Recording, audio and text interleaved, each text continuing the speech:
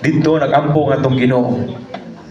He will come, dili na pareha ugma nga magsakay lag asno nga gamay nga kabayo, but Jesus will come in horse. Masaya nga natin kabayo Kung ako may eskwela na nasa DYCB, Amor Sula. Lupad Rinso, lupad. Natawa na mo, ana? Amor Sulo? Amor Sula? Amor Sulo.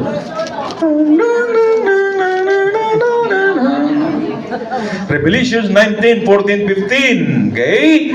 Ang army sa Ginoo motungha, kuyog ni Kristo, buntugo niya ang puwersa sa demonyo. Okay? Pagkanindutan ng panahon na, no? Una, ending na kumutan ako, gusto mo makakita aning tanan? O, dugay na mo namatay. Dugay na namatay. Or makasaksigi mo aning one by one. May kasus mo na ginigingon. Nako'y nakaiila, taga-Amerika, imbahogan, ingon siya yun, no? We live in the Hinterlands, bukid ba? And we have 2 hectares. We have our house there.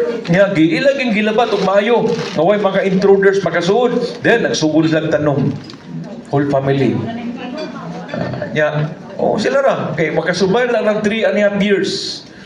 May nakayo. And, mga ilang anak, mga gagmay pa, but they are really kuwag yun.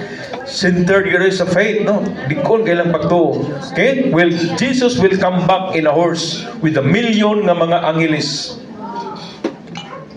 Una niyang bagyo ng Antichrist. Okay? And he went up the breadth of the earth, compassed and kept the sins about, and the beloved city, the fire came down from God of heaven, and devoured them. Sunog ang tanan.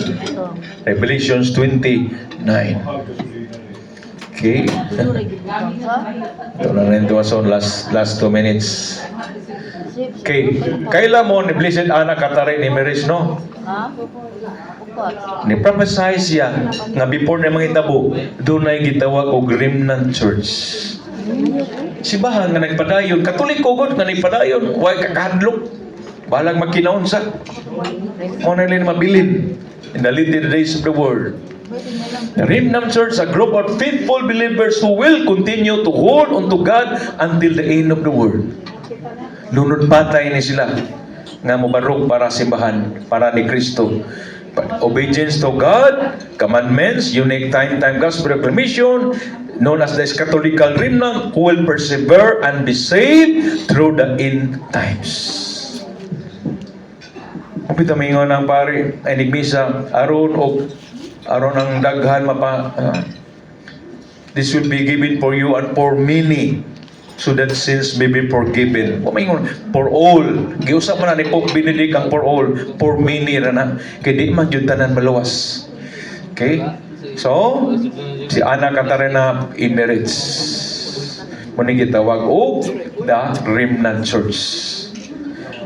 Composed of who truly believe in Christ, but in the last days, a time of widespread apostasy, a remnant has been called out to keep the commandments of God and faith of Jesus. Na ay gay mabilin na pinili may makasaksi sa pagbalik ni Kristo. So, wishing you a blessed Lent with the Lord's love surround you, protects you, and fill your days with peace and happiness. Had a blessed Lent na tong tanan. Okay, may hapon. Prepare na ta para sa misa.